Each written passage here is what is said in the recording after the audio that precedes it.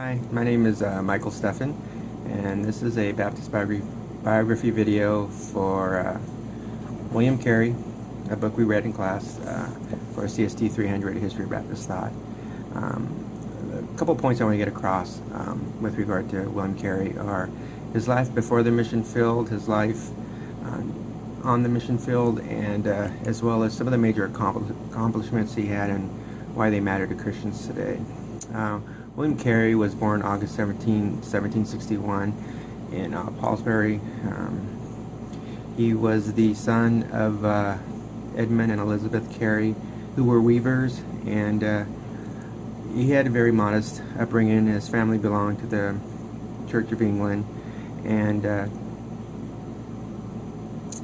his education as a young man was limited. His father eventually became a schoolmaster, which afforded William the opportunity to attend school until he was about 11 or 12 years old, at which point his father would have had to pay to send him off to school, and the family couldn't afford it, so they ended up sending him off to be a cobbler. Even though they were weavers, his father, Edmund, recognized at the time that there wasn't going to be a need for hand weavers in the future due to technology being invented at the time, so he chose cobbler, shoe repairman, for his son, and sent him up the road about 12 miles to as an apprentice about the age of 14.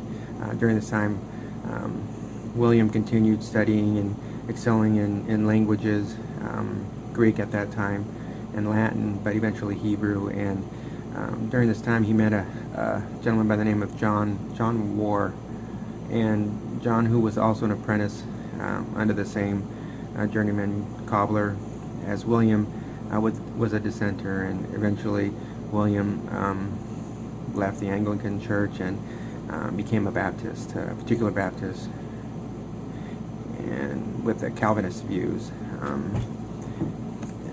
Once his teacher died, William was able to move on to another journeyman teacher to finish his apprenticeship, and during this time he met his wife, his first of three wives, Dorothy, and married her, and eventually started a cobbler business that didn't have much success. During this time he also became a Baptist preacher and began preaching the importance of Matthew 28:16, which is the Great Commission. And in 1793 is when William became commissioned to serve overseas in India, but prior to that he was part of the particular Baptist society that was being formed by men like Fuller, that were going to send men out to preach the gospel and try and send them money to supplement any kind of income that they would have, or any needs they would have overseas.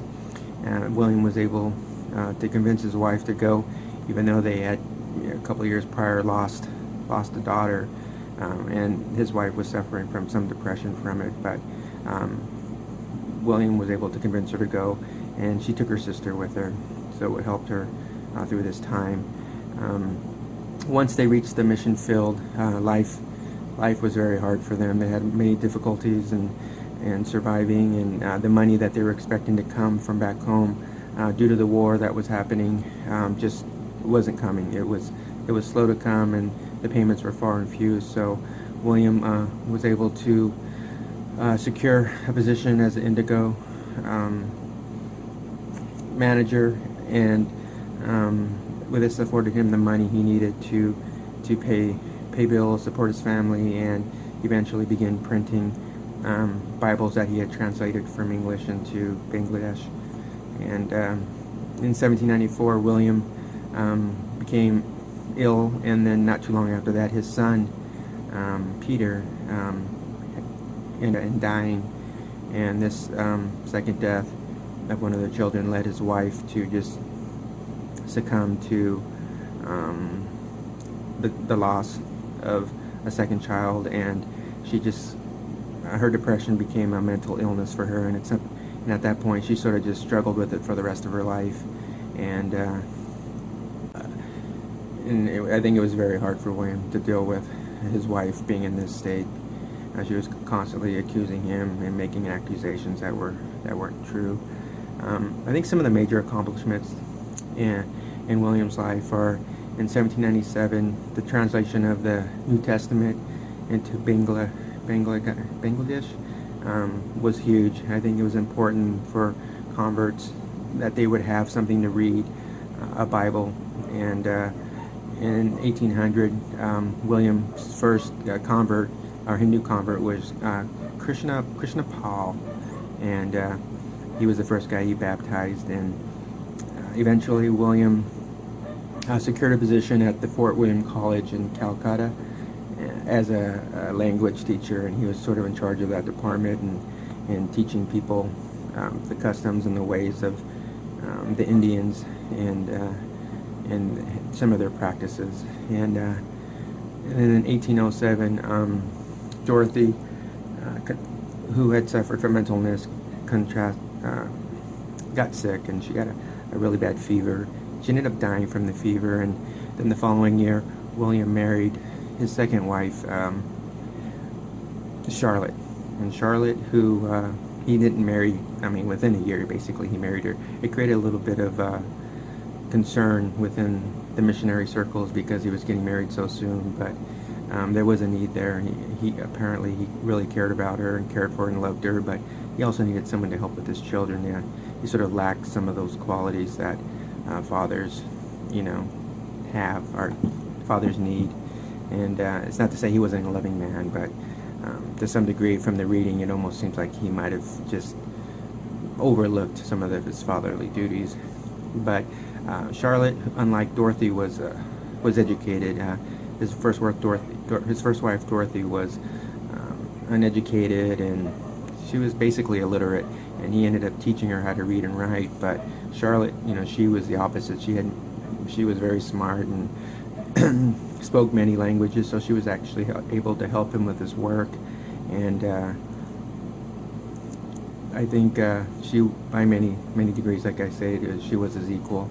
And not long after that, in the early 1800s, there was a big fire when he was off teaching, and it destroyed a bunch of their printers and the printing presses. And he had at that time created a Sanskrit.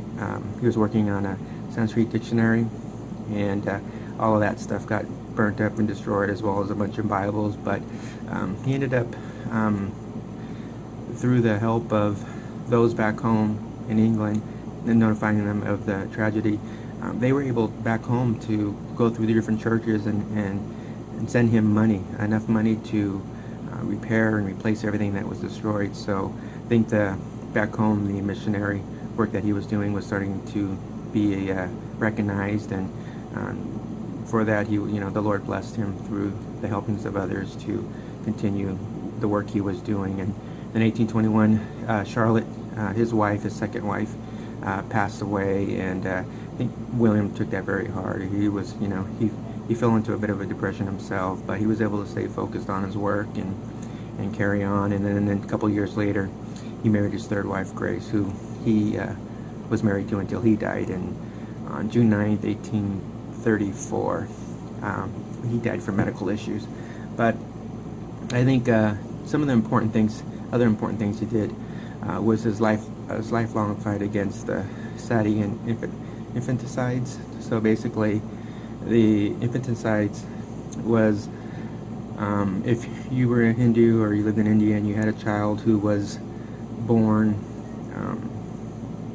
deformed or with medical problems, they would take this child down to the river, the Ganges, and they would throw the child in the river, and the alligators would eat up the child. And this created, it was almost like a sacrifice, but it was something that was horrible, and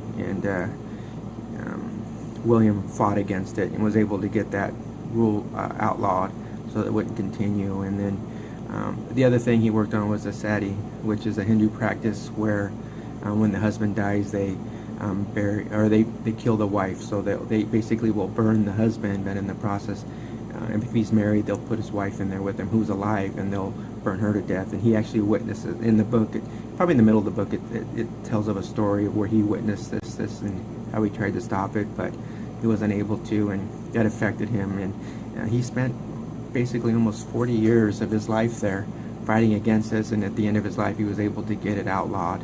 But I think that that was important. Those are two important things that he was able to deal with. And of course, like I mentioned, he did the first Bible in Bangladesh and Sanskrit and a bunch of other languages. He, as a professor, he laid a foundation for the study of Bangladesh that was considered at that time to be like an unsettled dialogue. So he brought that all together. And I think another important thing he did was he inspired others with his take on Matthew 28:16 through 20, and his motto, which was expect great things, attempt great things, was something that he applied to his life. And I think just in motivating others of the importance of spreading the Great Commission, that even to this day people see the importance of it, and he made a difference.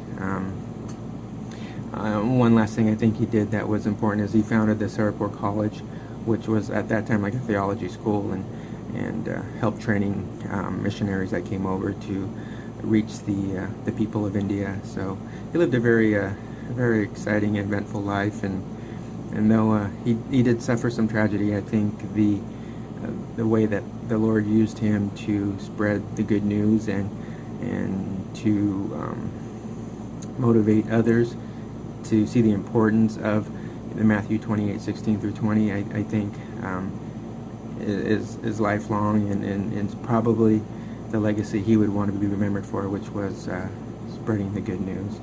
So